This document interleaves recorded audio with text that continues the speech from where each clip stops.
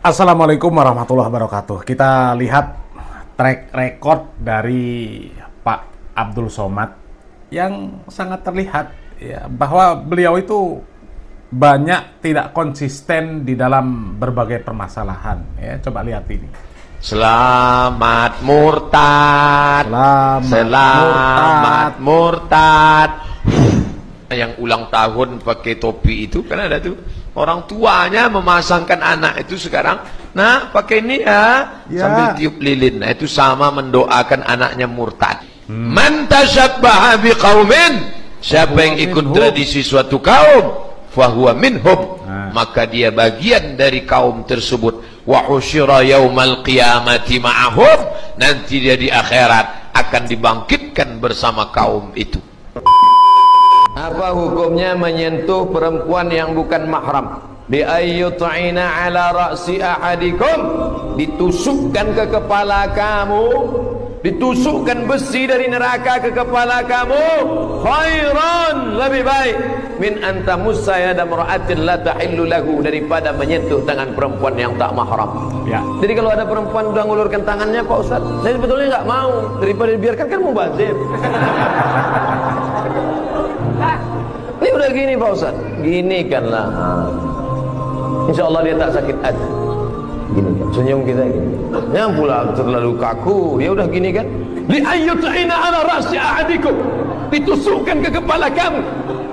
Khairan min anta mussa yada mar'atin la tahillu lakum. Tentu nengok itu down dia.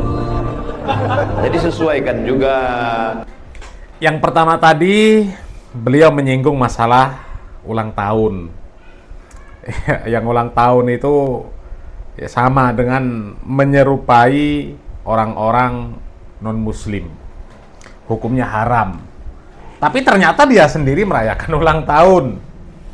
Kemudian yang kedua tadi, dia sendiri menyampaikan bahwa hukum bersalaman antara laki-laki dan perempuan itu nggak boleh. Hukumnya haram. Hukumnya haram.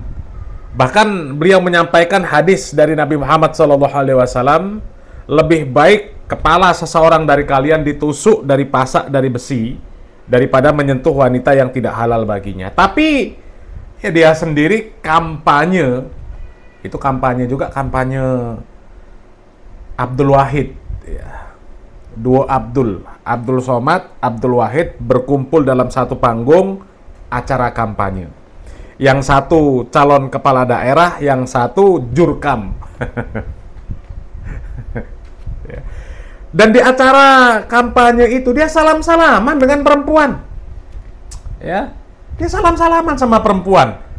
Dan saya pernah melihat video dari Harry Pras yang membahas masalah Pak Abdul Somad salam-salaman dengan perempuan. Di sana ada pembela Pak Abdul Somad yang mengatakan bahwa Pak Abdul Somad itu salam-salaman dengan orang-orang tua. Ya, memang para ulama ada sebagian yang memberikan uzur boleh kalau lawan jenisnya itu orang yang sudah tua. Lah kita lihat yang kampanye itu orang tua. Enggak lah. Yang kampanye itu ibu-ibu setengah tua.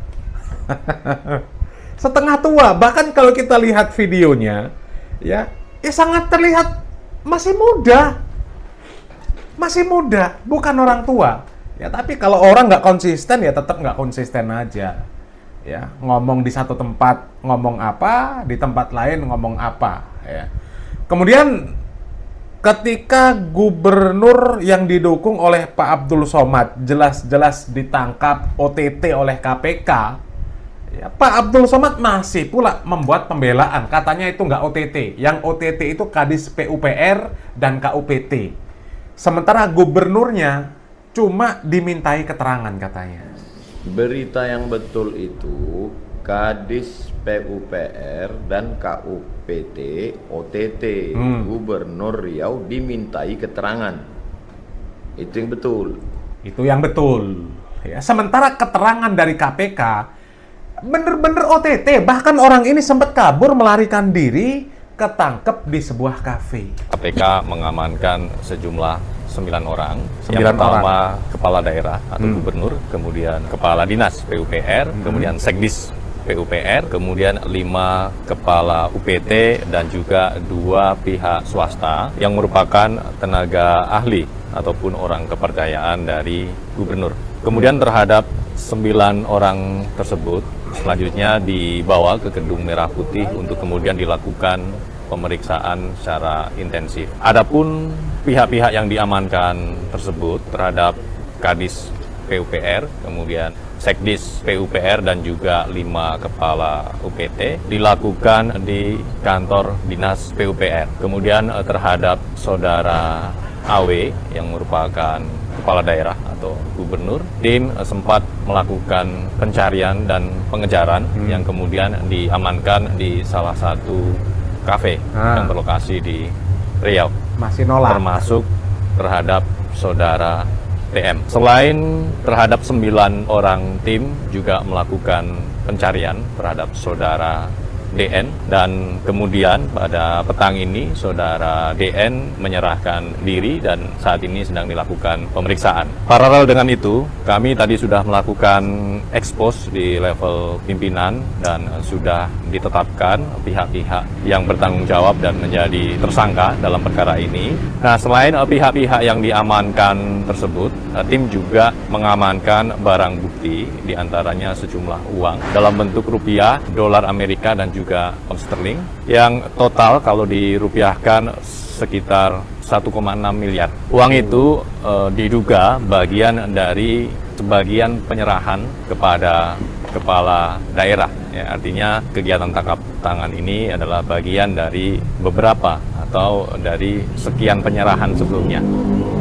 Jadi sebelum kegiatan tangkap tangan ini diduga sudah ada penyerahan-penyerahan lainnya. Oleh karena itu, kami juga mengimbau kepada pemerintah Provinsi Riau tentunya untuk terus melakukan perbaikan. Terlebih kalau tidak salah hitung ya, sudah 4 kali ya, Provinsi Riau ini ada dugaan tindak pidana korupsi atau korupsi yang kemudian ditangani oleh KPK.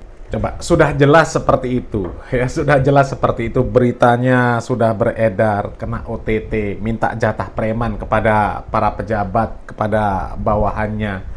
Ya, Pak Abdul Somad masih berusaha menutupi, oh itu bukan kena OTT, yang kena OTT itu adalah Kadis PUPR dan KUPT. Ya, gubernur cuma dimintai keterangan karena dia sudah malu.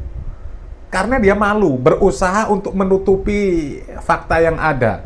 Dia sudah jadi jurkamnya, sudah mendukung, mengajak masyarakat, mengajak umat, mengajak jamaahnya untuk mendukung Wahid ini. Ya, ternyata yang didukung korupsi. Apa nggak malu? Malu, Ustadz Jurkam taunya ya dukungannya koruptor.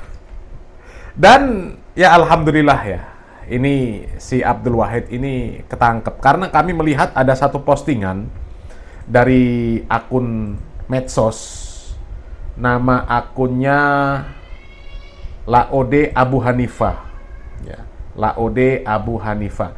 Di sini memposting ada pernyataan dari CS-nya Pak Abdul Somad ya. Coba kita baca postingan dari Laode Abu Hanifah ya. Dalam sebuah kesempatan, Idrus Romlah berkata, melaknat Wahabi lebih afdol dari zikrullah. Ada memang seperti itu ya. Mencaci maki Wahabi itu berpahala, bahkan lebih afdol dari berzikir. Wahabi kurang ajar, Wahabi setan alas, Wahabi hantu banyu. Itu lebih afdol daripada berzikir. Itu perkataan dari Pak Idrus Romlah ya. CS-nya Pak Abdul Somad, CS-nya Al-Nof Dinar, Zul Hendri, kemudian Ar-Razi Hashim, ya itu CS-nya itulah ya. Ajaib ya, mau melaknat malah dilaknat oleh kawannya sendiri ya. Sebuah channel YouTube Aswaja membuat judul Idrus Romlah si anjing lapar. Ada ini dari Benteng Nusantara. Ada dikatakan di sana Idrus Romli sudah kenyang makan tulang. Tulang dari para Habib Ba'alawi. Dan ternyata ya ada misi dari Abdul Wahid ini. Misinya itu mau memberantas paham Wahabi di Pekanbaru. Ini ya, ini postingannya. Alhamdulillah saudara Wahid dititipkan nomor urut Wahid. Yang penting matuk ya, otak-atik matuk ya. Nomor Wahid namanya Wahid gitu kan. Jadi orang nomor Wahid. Dari Maha Wahid ya kan. Allah Ta'ala Mari berantas paham Wahabisme bersama Wahid.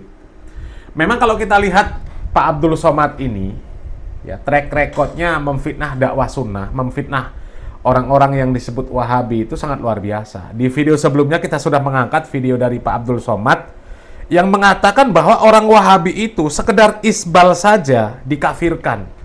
Bahkan ada anak yang mengkafirkan orang tuanya hanya karena orang tuanya masih isbal. Itu padahal dusta yang sangat luar biasa. Dusta yang sangat luar biasa. Di sana saya jelaskan panjang lebar. Saya sendiri ini punya stempel Wahabi, distempel Wahabi, orang Wahabi. Ya, karena saya pernah di pesantren saya itu disebut Wahabi. Ya, sebut Wahabi.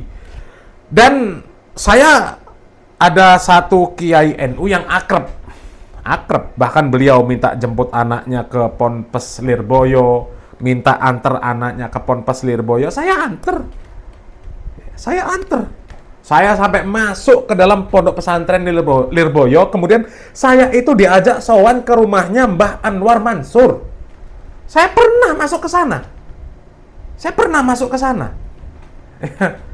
Jadi, ya kalau dikatakan orang-orang Wahabi mengkafirkan, ya ngapain saya nganterin orang-orang seperti itu? Kiai-kiai NU, ngapain saya anterin? Enggak lah. Kalau orang kafir ngapain saya membantu dia menunaikan hajatnya? Kan nggak mungkin. Ya, itu tuduhan dusta dari Pak Abdul Somad. Wahabi itu paling anti, ya, mudah-mudah mengkafirkan, paling anti. Ya, paling anti. Orang yang nggak sholat, orang yang nggak tutup aurat saja, itu nggak serta-merta langsung dikafirkan. Lah kok masalah isbal dikafirkan? Itu kan mustahil.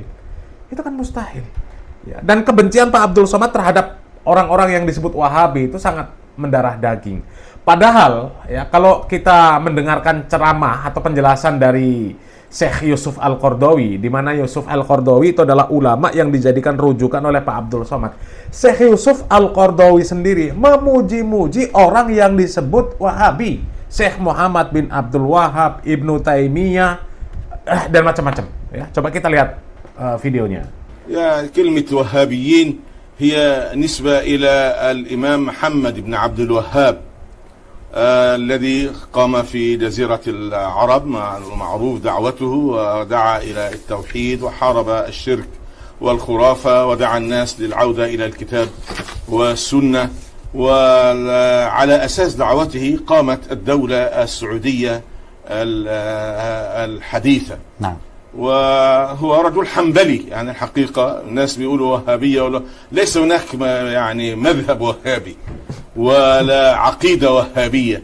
الشيخ محمد بن عبد الوهاب رجل حنبلي، فمن كان يعني يحترم المذهب الإمام أحمد بن حنبل فلا بد له أن يحترم محمد بن عبد الوهاب، لأنه لم يخرج عن الحنبلية في شيء. فهذا يعني طبعا يعني يمكن أن نخالف ابن عبد الوهاب في بعض القضايا أو كذا، كما نخالف بعض العلماء، وليس من الضروري إننا يعني أخذ كل القضايا التي ذكرها الشيخ محمد عبد الوهاب أو حتى كل القضايا التي ذكرها الإمام ابن تيمية أو الإمام ابن القيم. أنا من أشد المعجبين بشيخ الإسلام ابن تيمية وبمدرسته التجديدية الكبرى وبتلميذه الإمام ابن القيم بصفة خاصة، ولكني أخالفهما في بعض الأشياء، إنما لا يعني هذا أن دعوتهم دعوة يعني ضالة أو دعوة منحرفة أو كذا. Jelas ya penjelasan dari Syekh Yusuf Al-Qaradawi, ulama yang dijadikan rujukan oleh Pak Abdul Somad. Ya, beliau memuji Syekh Muhammad bin Abdul Wahab. Dakwahnya mengajak manusia untuk kembali kepada Al-Quran dan Sunnah dengan pemahaman para salafus soleh. Ya, mengajak manusia untuk meninggalkan yang namanya syirik, tahayul, bid'ah, khurafat. Ya, dan di akhir beliau jelas mengatakan nggak pantas dakwah mereka itu disebut dakwah yang sesat dan menyesatkan. Sementara Pak Abdul Somad dengan PD-nya mengatakan Wahabi sesat, Wahabi takfiri. Ya, padahal kalau kita melihat track record, yang takfiri justru dari kalangan Aswaja sendiri. Mudah-mudahan bermanfaat.